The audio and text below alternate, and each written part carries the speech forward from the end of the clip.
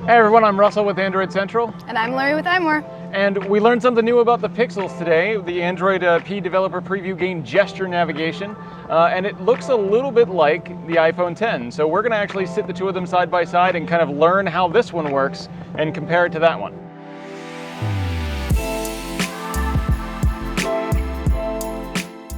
So the first thing you're going to notice about the Google Pixel interface is that we don't have the three buttons across the bottom anymore. We in fact just have this single button, and it is actually a button. If you swipe up and you go and do things, you can actually tap that and you get the little pixel animation and it takes you back. But a lot of the things that you'll see with the gestures actually pretty closely resemble what you'll get on an iPhone X. There's a little more intent with the iPhone X gestures. You have to kind of lift up with your hand and move to kind of bring those tabs into place. But once you get here, there's a lot of similarities as far as being able to just kind of swipe through everything that you've got open and dismiss things as necessary.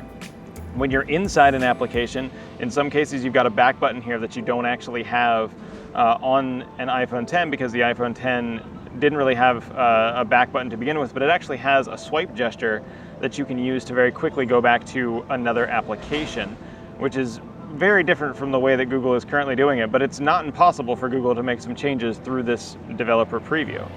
The other thing you're going to see with this is as you're swiping up, you can still access the launcher from the home screen. So you just got one extended gesture to swipe up to access that launcher, which is obviously not something that you have to deal with on an iPhone X because there's no launcher over there.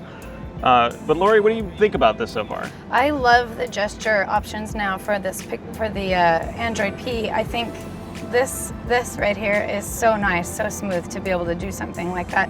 I'm used to that on iPhone X, this gesture-based kind of movement of doing things, and the fact that you can now do it on Android P is really nice. I'm pretty sure that it's going to come to phones that also have a physical button, and I love the idea that even people with a physical button will be able to use it, not just phones without one. That's a really important distinction here, is that this is actually not on by default on this phone when you install the developer preview. It actually is something that you can enable, which does, like you said, mean that this can be added to pretty much any phone that has access to Android P. So even if you have a phone that has a fingerprint sensor down here on the bottom that can sometimes act as a home button, you're not going to really have to be limited by having just that button.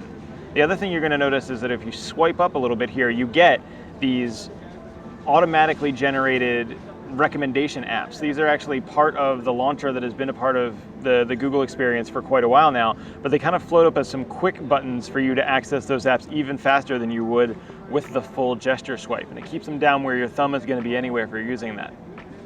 So this has been just a really quick tour through here. As you can see, it's not an identical clone of the way that the iPhone X does things, but it actually makes it pretty convenient for iPhone X users to kind of thumb through. It was one of the things that you kind of noted, was that it felt very natural coming from one phone to the other. Yeah, it's definitely a bonus for anyone who's been using the gesture-based iPhone X to use something like a Pixel phone instead with these gestures. It's a really smooth transition. It feels really comfortable, natural. I found myself just automatically using those gestures without realizing that they were new.